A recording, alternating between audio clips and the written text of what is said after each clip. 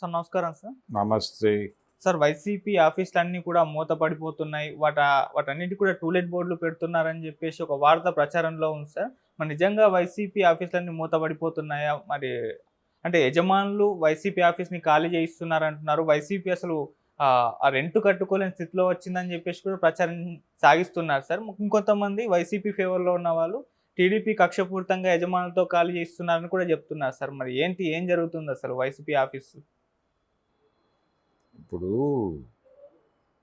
అధికారం కోల్పోయిన తర్వాత సహజంగానే ఆ పార్టీ పైగా 11 సీట్లకు పరిమితం కావడంతో డిఫేమ్ చేయటానికి ఒక ప్రయత్నం జరుగుతుంది న్యాచురల్గానే.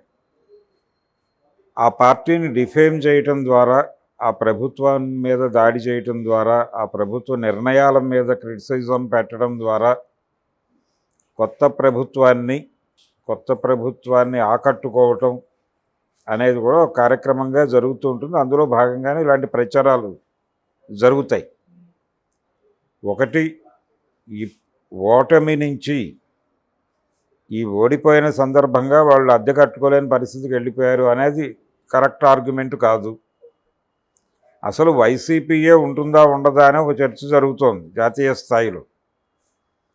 అంటే అది కాంగ్రెస్లో మెర్జ్ అయిపోతుంది అని ఒక ప్రచారం జరిగింది కదా, ఇండియా కూటమిలోకి వెళ్ళిపోతున్నాడు. ఇండియా కూటమిలోకి వెళ్ళటం కాదు, కాంగ్రెస్లో మెర్జ్ అయిపోతుంది అని ప్రచారం చేశారు కదా వీళ్ళే. కాలేదు కదా, అది స్పెషల్ ఎంటిటీగా ఉంటుంది అనివార్యంగా. ఇప్పుడు 2 విలీనాల మీద గొడవ జరుగుతుంది 2 తెలుగు రాష్ట్రాల్లో. ఒకటేమో వైసీపీ కాంగ్రెస్లో విలీనమని ఒక ప్రచారం జరిగి ఆగింది ప్రస్తుతం. అది ఆగిన తర్వాత ఒక కొత్త ప్రచారం మొదలైంది ఇక్కడ. అదేంటంటే బీజేపీలోకి బీఆర్ఎస్ మెర్జ్ అని, విలీనము అని ఒక ప్రచారం ఇక్కడ మొదలైంది. అక్కడ ఆగింది, ఇక్కడ మొదలైంది. అయితే బీఆర్ఎస్ వెళ్ళి బీజేపీలో విలీనం కావడం అనేది జరగదు. వైసీపీ వెళ్ళి కాంగ్రెస్లో విలీనము అనేది జరగదు. ఈ 2 విలీనాలకి అడ్డంకిగా ఉన్నది భారతీయ జనతా పార్టీ. జగన్మోహన్ రెడ్డి పార్టీ అలా ఉండాలి, ఉనికిలో ఉండటం ద్వారా కొన్ని ప్రయోజనాలు భారతీయ జనతా పార్టీకి నెరవేరే ఉన్నాయి. అందుకని దాన్ని అక్కడ ప్రత్యేకమైన ఎంటిటీగా అలా ఉంచుతుంది. అలాగే ఇక్కడ బీఆర్ఎస్ కూడా ఉండాలి. బీఆర్ఎస్ ఉనికి కేసీఆర్కి అవసరం. అంత మాత్రమే కాదు, ఒక బ్రాడర్ వ్యూలో కొన్ని అవగాహనలు ఉంటాయి. అవగాహనలు వేరు, విలీనం వేరు. అవగాహనలను విలీనంగా మార్చి చెప్పేటువంటి ప్రయత్నం మీడియా చేస్తోంది. ఇది వాంటెడ్గానే జరుగుతోంది. ఇక్కడ ఈ విలీనం గురించి మాట్లాడిన వాళ్ళకి ఒక ప్రయోజనం ఉంది, అక్కడ ఆ విలీనం గురించి మాట్లాడిన వాళ్ళకి ప్రయోజనం ఉంది.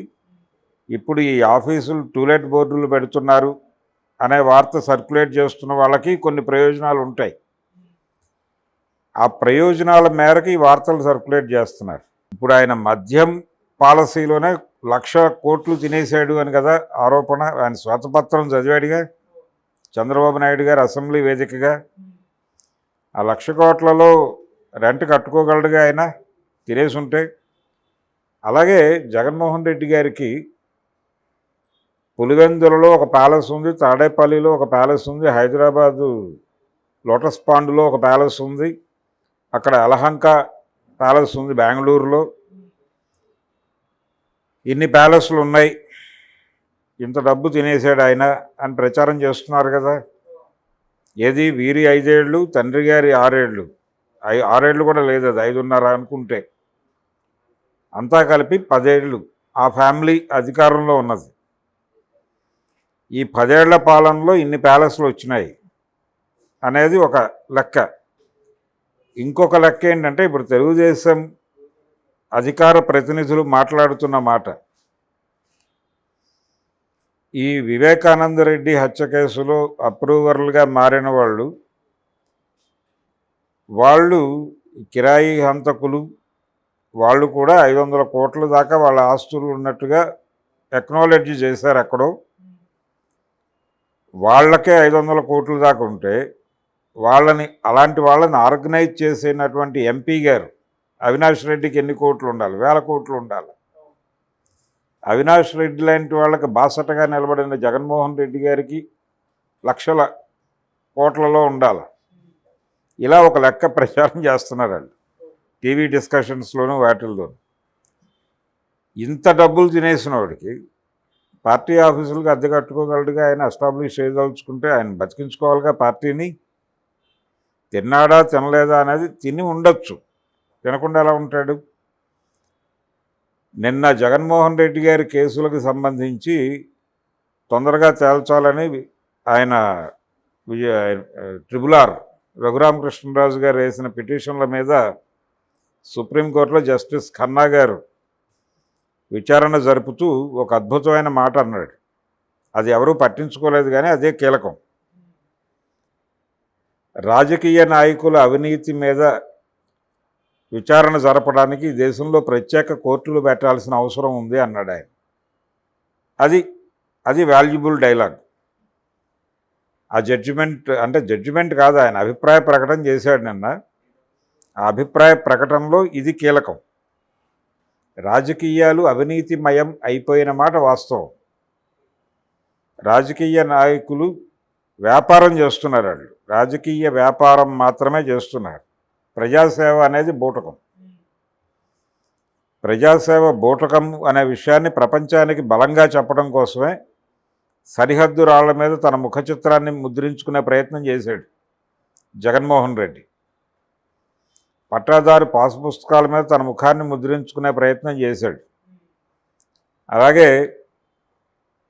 ప్రభుత్వం నిర్మించినటువంటి బడుగు బలహీన వర్గాలకి నిర్మించుకోవడానికి సహాయం చేసినటువంటి ఇళ్ల మీద, అలాగే ప్రభుత్వ కార్యాలయాల మీద వైసీపీ రంగులేసి తర్వాత కోర్టు నిర్ణయం మేరకు చెరిపేసి, అది కూడా ఖర్చయిగా, దానికి 100 కోట్లు ఖర్చయింది, ఈ రాళ్లకి 700 కోట్లు ఖర్చయింది, ఆ బొమ్మ చెరపడానికి 200 కోట్లు ఖర్చు అవుతుంది అన్నారు. ఇప్పుడు నిన్న క్యాబినెట్ అసలు టోటల్గా ఈ రాళ్ళు పక్కన పారేసి పాత రాళ్లే పాతుకుందాం అన్నారు. దానికి కొంత ఖర్చు అవుతుంది. సో ఇంత ప్రజాధనం వృధా అవుతోంది. దీనికి సంబంధించి ఒక చట్టం చేసుకుంటే పోతుందిగా, ప్రభుత్వంలోకి వచ్చిన వాళ్ళు ఎవరు వాళ్ళ ముఖాలు వాడకూడదు అని ఆ చట్టం చేసేటువంటి పరిస్థితి ఆలోచించడం మంచిది. ఇలాంటి ఆరోపణలు చేయటం కన్నా గత ప్రభుత్వ హయాంలో జరిగినటువంటి తప్పు నిర్ణయాలు ఏవైనా ఉంటే దాని మీద ఒక కాంక్రీట్ చర్చ జరిపి భవిష్యత్తులో అవి ఎవరు రిపీట్ చేయకుండా చట్టాలు చేసుకునే ప్రయత్నం చేయాలి. లేదు కేంద్ర ప్రభుత్వానికి, లేదు పార్లమెంటుకి నివేదించేటువంటి ప్రయత్నం అయినా జరగాలి.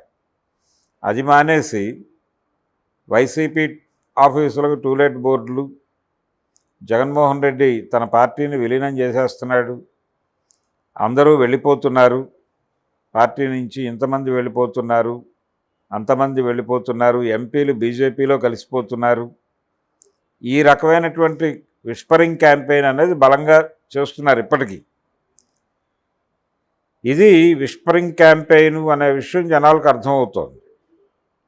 అక్కడ శాంతి భద్రతలు లేవు, ఇలాంటి వ్యవహారాల మీద ఆయన గొడవ చేస్తున్నాడు. ఈ నేపథ్యంలో కొంతమంది అరెస్టులు జరిగిన మాట వాస్తవం. వైసీపీ కార్యకర్తలు కొంతమంది జైళ్లలో ఉన్నారు, వాళ్ళ దగ్గరికి వెళ్ళి ఓదార్చే ప్రయత్నం పేర్ని నాని లాంటి వాళ్ళు చేస్తున్నారు. జగన్మోహన్ రెడ్డి గారు కూడా దాన్ని ప్రస్తావిస్తున్నాడు. బెయిల్ మీద బయటకు వచ్చిన తర్వాత వాళ్ళందరితో ఒక సమావేశం పెట్టే పనిలో ఉన్నాడు ఆయన. దీంతోపాటు కొన్ని హత్యలు జరిగిన మాట కూడా వాస్తవం, దాడులు జరిగిన మాట వాస్తవం. ఆయన చెప్పిన నెంబర్లో జరగకపోయినప్పటికీ కొన్ని జరిగినాయి. ఆ జరిగిన దాన్ని యాక్సెప్ట్ చేసి సీరియస్గా దాని మీద ఒక చర్చ, ఒక రాజకీయ చర్చ జరిపేటువంటి పరిస్థితిలో కూటమి లేదు. వీళ్ళు టోటల్గా జగన్మోహన్ రెడ్డి రాజకీయ నిర్ణయాల మీద సమీక్ష చేయటంతోనే సరిపోతోంది రోజువారీ జీవితం. మొన్న జరిగినటువంటి అసెంబ్లీ సెషన్లో కూడా ఈ విషయం ప్రస్తావనకు వచ్చింది. అంటే శ్వేతపత్రాల మీద డిస్కషన్ పేరుతో 5 ఏళ్ల పాటు అసెంబ్లీలో ఏం మాట్లాడారో అదే మాట్లాడుతున్నారు రిపీట్ చేసి. కొత్త విషయాలు ఏమీ ఉండటం లేదు. కాబట్టి మీ పరిపాలన మీరు చేయాల్సిన పనుల గురించి ఆలోచిస్తే బాగుంటుంది. ఇది ప్రజాధనం దుర్వినియోగం అవుతోంది ఇక్కడ కూర్చుని. మీరు జగన్మోహన్ రెడ్డిని తిట్టడం ద్వారా మీకు ఉన్నటువంటి ఒక ఆవేదనని తీర్చుకోవడానికి ప్రజల డబ్బులు ఖర్చు పెట్టే హక్కు ఎక్కడిది మీకు అని గనక ప్రజలు క్వశ్చన్ చేస్తే ఏంటి పరిస్థితి? రేపు పొద్దున్న ఇళ్ళు కూడా వెళ్ళి ప్రతిపక్షంలో కూర్చోవాల్సి వస్తుంది. 11 కాదు 10 సీట్లతో కూర్చోవాల్సి వస్తుంది. అందుకని కాంక్రీట్ పరిపాలన, భిన్నమైనటువంటి పరిపాలన. జగన్మోహన్ రెడ్డి తప్పులు చేశాడు, ఓకే, అయిపోయింది, మీకు అధికారం వచ్చింది, మీరు దానికి భిన్నమైనటువంటి పరిపాలన, స్వర్గాన్ని అరచేతిలోకి తీసుకొస్తామన్నారు కదా, అది తీసుకొచ్చి చూపించేస్తే జనాలు ఆనందపడి పర్మనెంట్గా మిమ్మల్నే ఎన్నుకుంటారు. వాళ్ళని మర్చిపోతారు, స్మృతిపథం నుంచి తీసేస్తారు. ఆ ప్రయత్నం చేయకుండా ఈ విస్పరింగ్ క్యాంపెయిన్ కొనసాగించడం వల్ల ఏమిటి ప్రయోజనం? ఆఫీసులు లేవు, జగన్మోహన్ రెడ్డి బెంగళూరు వెళ్ళిపోయాడు, ఇంక రాడు, రేపో ఎల్లుండో ఆయన కేసుల్లో అరెస్ట్ అయిపోబోతున్నాడు, అయిపోయింది. ఆయనతో పాటు ఆయన పార్టీలో ఉన్నటువంటి నాయకులందరూ కూడా పారిపోతున్నారు, విదేశాలకు పారిపోయారు. ఇప్పుడు వంశీ విదేశాలకు పారిపోయాడు, ఆయనకు పోలీసులు సహకారం ఇస్తున్నారు. ఆయనకు సహకరించిన పోలీసుల ద్వారా చంద్రబాబు నాయుడు గారి ప్రాణాలకు ప్రమాదం ఉంది అన్న లెవెల్లో ప్రచారం చేస్తున్నారు కదా. ఇంత విష ప్రచారం అక్కర్లేదు, ఇంత విష ప్రచారం చేయక్కర్లేదు. అయిపోయింది, మీరు సక్సెస్ఫుల్గా సాధించారు. దీన్ని నిలబెట్టుకోవడం కోసం ఇంకా దాన్నే ఆశ్రయించక్కర్లేదు. మీరు పరిపాలనలో భిన్నమైనటువంటి ధోరణి, జగన్మోహన్ రెడ్డి కంటే డిఫరెంట్ గవర్నెన్స్ కనుక మీరు అందజేయగలిగితే ప్రజలు మిమ్మల్ని హక్కును చేర్చుకుంటారు. లేదంటే మిమ్మల్ని కూడా విసిరి నేలకేసి కొడతారు. ఈ ప్రచారం ఇప్పుడు మీకు వికటించే ప్రమాదం ఉంది. మీరు ఇప్పటికీ పరిపాలన మానేసి ప్రచారం చేసుకుంటామంటే కుదరదు. మీరు రూలర్స్గా ఉన్నారు, రూలింగ్ మీద దృష్టి పెట్టండి. ఇప్పటికీ ప్రచారం చేస్తే జగన్మోహన్ రెడ్డి తానే ముఖ్యమంత్రినేమో అనుకుంటున్నాడు. అనుకుని నాకు హోదా కావాలి, సెక్యూరిటీ కావాలని గొడవ చేస్తున్నాడు ఆయన. మీరు పరిపాలనలోకి వెళ్ళిపోతే ఆయన ప్రతిపక్ష నాయకుడిని అనే స్పృహ కలిగి ఆయన వ్యవహరిస్తాడు. ఈ టూలెట్లు, ఈ సర్క్యులేషన్ అంటే తెలుగుదేశం పార్టీని మెప్పించటము, లేకపోతే అక్కడేదో లబ్ధి పొందటానికి పడే తాపత్రయం తప్ప ఈ వార్తలన్నీ ఊరికినే సరదాగా సర్క్యులేషన్ కోసం రాసుకునేది, మెప్పు కోసం రాసుకునేవి, ఎవరి ప్రాపకం కోసమో రాసుకునేవి తప్ప వాస్తవాలు కాదు. ఎక్కడో 2-3 చోట్ల ఖాళీ చేస్తే చేసి ఉండొచ్చు, దానికి రకరకాల కారణాలు ఉండొచ్చు. ఆ ఇంటి ఓనరు, ఆ స్థలం ఓనరు, కొన్ని సందర్భాల్లో ప్రభుత్వ స్థలాల్లో కట్టారండి, అవి గవర్నమెంట్ వెకేట్ చేయించవచ్చు. అది జరుగుతోంది ఆల్రెడీ. విజయవాడలో కేంద్ర కార్యాలయం పరిస్థితి కూడా అదే. నిర్మాణాలు ఆపారుగా, మొన్న బుల్డోజ్ చేశారుగా, కొన్ని చోట్ల వైజాగ్లో వెళ్ళారుగా ఆఫీస్ మీదకి దాడికి. అవి టెక్నికాలిటీస్కి సంబంధించి ఒక గొడవ జరుగుతోంది ఆల్రెడీ. అది కాకుండా కొంతమంది యజమానులు పార్టీ ఫిరాయించి మా స్థలంలో ఈ ఆఫీస్ ఉంటే మాకు ప్రమాదం కాబట్టి మీరు వేరే చోటకి షిఫ్ట్ అవ్వండి మహాప్రభు అని అడగచ్చు. అడిగిన సందర్భాలు గతంలో తెలుగుదేశానికి కూడా ఉన్నాయి. విజయవాడలో 3-4 చోట్లకి మార్చారు వాళ్ళ ఆఫీస్ని. ఆ చరిత్ర ఒకసారి గుర్తు చేసుకుంటే మంచిది. ఓకే, అలాగే జరుగుతుంది ఇది కూడా. అంతకుమించి కొత్త విషయం ఏం కాదు. Okay sir, thank you so much. Thank you.